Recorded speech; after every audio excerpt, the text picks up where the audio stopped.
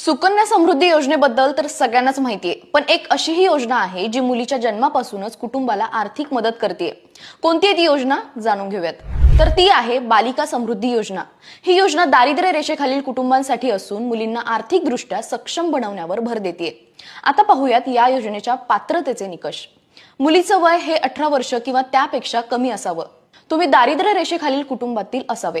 एका कुटुंबातील जास्तीत जास्त 2 मुलींना या योजनेचा लाभ मिळू शकतो आणि मुलीचं जन्म प्रमाणपत्र असणं आवश्यक आहे। या योजनेतून काय फायदे मिळतील तर या योजनेत तुमच्या मुलीला 2 प्रकारचे फायदे मिळतात। मुलगी जन्माला आल्यावर तिच्या कुटुंबाला 500 रुपये मिळतात।